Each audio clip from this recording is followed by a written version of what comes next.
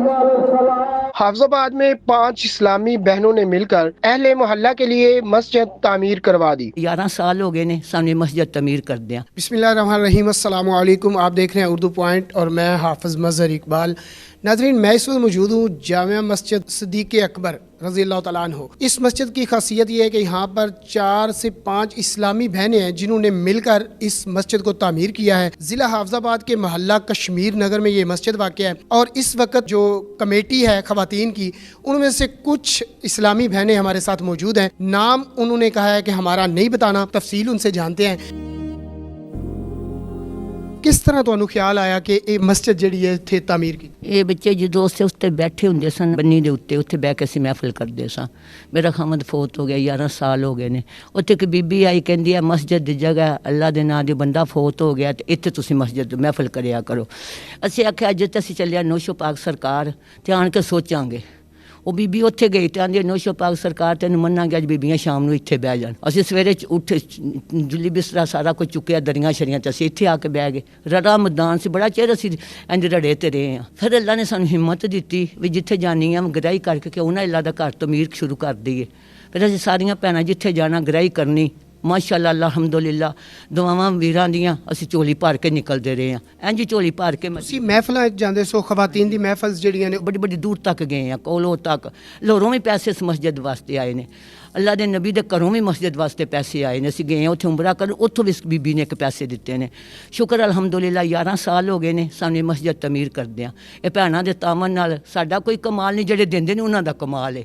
ਸਾਡੀ ਤਾਂ ਅੱਲਾ ਨੇ ਇੱਕ ਡਿਊਟੀ ਲਾਈ ਹੈ ਕਿ ਅੱਲਾ ਦੇ ਘਰ ਦੇ ਮੰਗਤੇ ਆ ਤੇ ਅਲਹਮਦੁਲਿਲਾ ਸ਼ੁਕਰ ਅੱਲਾ ਦੀ ਜ਼ਾਤ ਪਾਕ ਦਾ। ਅਸੀਂ ਜਾਣਾ ਕਿਤੋਂ 500 ਹੋ ਜਾਣਾ, ਕਿਤੋਂ 600 ਹੋਣਾ, ਰਾਤ ਨੂੰ ਸਾਡੀ 2-3 ਹਜ਼ਾਰ ਦਿਹਾੜੀ ਲੱਗ ਜਾਣੀ। ਥੋੜੇ ਥੋੜੇ ਇਕੱਠੇ ਕਰ ਕਰਕੇ ਮਹੀਨੇ ਦਾ ਅਸੀਂ ਬੜਾ ਪੈਸਾ ਕੱਢਦੇ ਰਹੇ ਹਾਂ। ਅੱਲਾ ਨੇ ਸਾਡੀ ਇਹ ਡਿਊਟੀ। ਇਹਦੇ ਵਿੱਚ ਮੁਸ਼ਕਿਲਾਤ ਵੀ ਆਈਆਂ ਜਦੋਂ ਤੁਸੀਂ ਜਾਂਦੇ ਸੋ? ਕੋਈ ਖਵਾਤੀਨ ਗੱਲਾਂ, ਕੋਈ ਤੰਜ਼?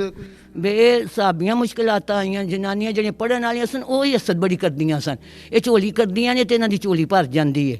ਸਾਡੀ ਟੋਕਰੀ 'ਚ ਪੈਸੇ ਥੋੜ੍ਹੇ ਨੇ, ਜਦੋਂ ਵੇਖ ਲੈਂਦੇ ਨੇ ਮਸਜਿਦ ਵਾਲੀਆਂ ਆਈਆਂ ਨੇ ਤਾਂ ਪੈਸੇ ਘੱਟ ਜਨਾਨੀਆਂ ਬੋਝਿਆਂ 'ਚ ਰੱਖ ਲੈਂਦੀਆਂ ਨੇ। ਵਿੱਚ ਜਨਾਨੀਆਂ ਬਿਸਤੀ ਵੀ ਕੀਤੀ ਹੈ, ਇਹ ਨਹੀਂ ਕਿ ਨਹੀਂ ਕੀਤੀ, ਬੜੀਆਂ ਬਿਸਤੀ ਕਰਦੀਆਂ ਨੇ। ਫਿਰ ਵੀ ਆਖਿਆ ਅੱਲਾ ਤੇਰਾ ਸ਼ੁਕਰ ਹੈ, ਅੱਲਾ ਨੇ ਦਿੱਤਾ ਹੈ ਸਭ ਕੁਛ। ਇਹ ਅੱਲਾ ਦੇ ਘਰ ਤੇ ਪੈਸੇ ਸਾਡੇ ਹਲਾਲ ਨੇ ਤੇ ਸਾਡੇ ਤੇ ਹਰਾਮ ਨੇ। ਜਿਹੜਾ ਇਹ ਪਲਾਟ ਸੀ ਉਹ ਕਿਸੇ ਨੇ ਮਸਜਿਦ ਦੇ ਨਾਮ ਕਰ ਦਿੱਤਾ, ਡੋਨੇਟ ਕੀਤਾ, ਉੱਤੇ ਫਿਰ ਤਾਮੀਰ ਜਿਹੜੀ ਉਹ ਤੁਸੀਂ ਆਪ ਕੀਤੀ? ਹਾਂਜੀ, ਪਹਿਲੀ ਇੱਟ ਤੋਂ ਰੱਖ ਕੇ ਉੱਤੋਂ ਤੱਕ ਸਾਰਾ ਅਸਾਂ ਤਾਮੀਰ ਕੀਤਾ ਅਲਹਮਦੁਲਿਲਾ। 8,500 ਦਾ ਪਲਾਟ ਵੀ ਨਾਲ ਲਿਆ ਮਸਜਿਦ ਦੇ ਨਾਂ ਦਾ। ਇਹਦੇ ਤੋਂ 4,72,000 ਰੁਪਈਆ ਲੱਗਾ ਇਹਦੇ ਤੇ। ਬਕਾਇਦਾ ਤੁਸੀਂ ਮਸਜਿਦ ਦੀ ਨਮਾਜ਼ ਪੜ੍ਹਦੇ ਹੋ, ਜੁਮਾ ਪੜ੍ਹਦੇ ਹੋ ਜਾਂ ਸਿਰਫ ਮਹਿਫਲ ਕਰਦੇ? ਸੁਬਾਹ ਅਸੀਂ ਆਉਣਾ 8 ਵਜੇ, ਮਹਿਫਲ ਕਰਨੀ ਹੈ। ਮਹਿਫਲ ਕਰਕੇ ਨਾ ਤੇ ਜਿਹੜੇ ਰੋਜ਼ਿਆਂ ਦਾ ਮਹੀਨਾ ਆਉਣਾ ਉਹ ਮੈਂ ਨਮਾਜ਼ੇ ਤਸਬੀਹ ਪੜ੍ਹਾਉਂਦੀ ਹਾਂ। ਸਾਰੀਆਂ ਭੈਣਾਂ, ਇਹ ਨਹੀਂ ਹੈ ਸਾਰੀਆਂ ਹੀ ਹੁੰਦੀਆਂ ਨੇ ਪੜ੍ਹਨ ਵਾਸਤੇ। ਨਮਾਜ਼ ਸਿਰਫ ਇਮਾਮ ਪੜ੍ਹਾਉਂਦਾ ਤੇ ਬੰਦੇ ਹੀ ਪੜ੍ਹਦੇ ਨੇ। ਇੱਥੇ ਜਿਹੜੇ ਇਮਾਮ ਮਸਜਿਦ ਨੇ ਉਹਨਾਂ ਨੂੰ ਤਨਖਾਹ ਕੌਣ ਦੇ? ਉਹਨਾਂ ਤੋਂ ਤਨਖਾਹ ਅਸੀਂ ਬੀਬੀਆਂ ਇਕੱਠੀ ਕਰਕੇ ਦਿੰਦੇ ਹਾਂ। ਸਿਰਫ ਖਤੀਬ ਹੀ ਰੱਖਿਆ ਹੈ ਜਾਂ ਇਮਾਮ ਮਸਜਿਦ ਅਲੱਗ ਹੈ, ਮੁਅੱਜ਼ਨ ਅਲੱਗ ਹੈ? ਇਹ ਹੁਣ ਜੁਮਾ ਜਿਹੜੇ ਨੇ ਨਾ ਉਹ ਸ਼ਾਰੀ ਪੜ੍ਹਾਉਂਦੇ ਨੇ ਤੇ ਜਿਹੜਾ ਇਮਾਮ ਮਸਜਿਦ ਉਹ ਨਮਾਜ਼ਾਂ ਪੜ੍ਹਾਉਂਦਾ ਤੇ ਅਜ਼ਾਨਾਂ ਦਿੰਦਾ ਤੇ ਬੱਚੇ ਪੜ੍ਹਾਉਂਦਾ। ਸਾਰੀ ਇੰਤਜ਼ਾਮੀ ਭੈਣਾਂ ਦੇ ਕੋਲ ਹੀ, ਭੈਣਾਂ ਹੀ ਕਰਦੀਆਂ ਨੇ।